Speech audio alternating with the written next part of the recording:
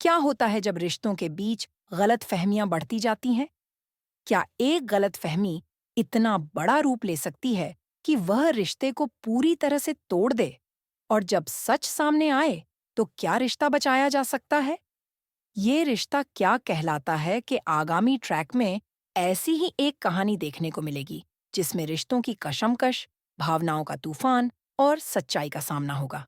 चलिए, इसे एक कहानी के रूप में समझते हैं। शुरुआत। अरमान और अभीरा की उलझन कहानी की शुरुआत होती है अरमान और अभीरा के बीच बढ़ती दूरियों से। गोयंका परिवार अब अरमान को पूरी तरह से परिवार से अलग करना चाहता है।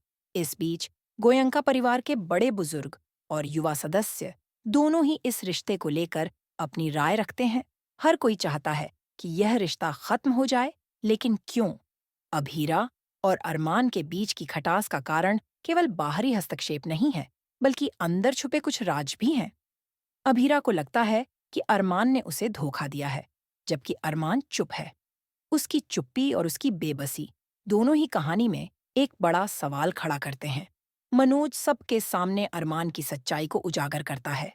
वह बताता है कि अरमान को जो गुनाहगार समझा जा रहा है, वह दरअसल परिस्थितियों का शिकार है। मनोज कहता है, जो कुछ भी हुआ है, उसके पीछे अरमान का नहीं, बल्कि रोहित का हाथ है। सच यह है कि रोहित ने अपने ही बच्चे को अरमान के हाथों में सौंप दिया था।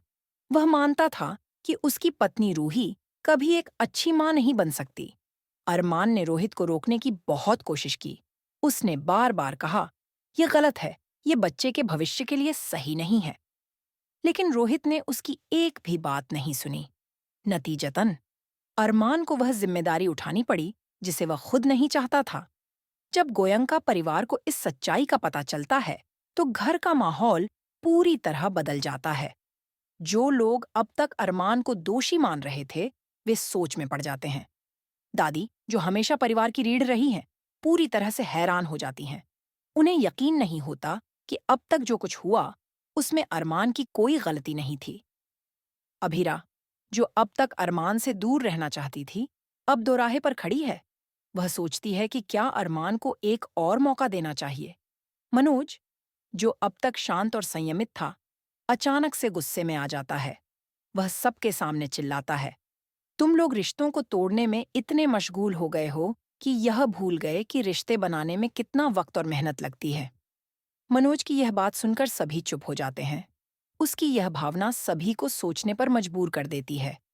क्या रिश्तों को बचाना वाकई इतना मुश्किल है? कहानी में एक और बड़ा मोड़ तब आता है जब रोहित खुद सबके सामने आता है।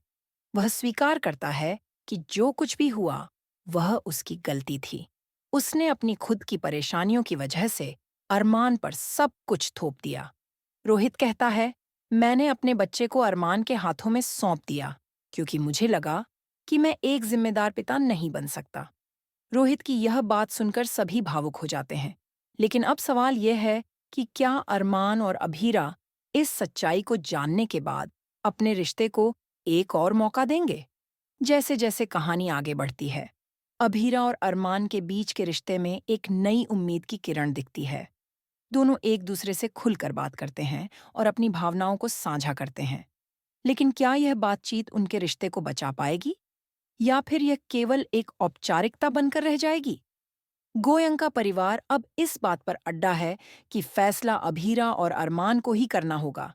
इस रिश्ते का भविष्य अब पूरी तरह से उनके हाथ में है। दोस्तों, ये रिश्ता क्या कहलाता है कि आगामी ट्रैक में रिश्तों की गहराई और भावनाओं का एक नया रंग देखने को मिलेगा। यह कहानी हमें सिखाती है कि रिश्तों को निभाने के लिए केवल प्यार नहीं, बल्कि समझ और समर्पण भी जरूरी होता है। क्या अरमान और अभीरा अपने रिश्ते को एक और मौका देंगे, या फिर यह कहानी हमेशा के लिए खत्म हो जाएगी?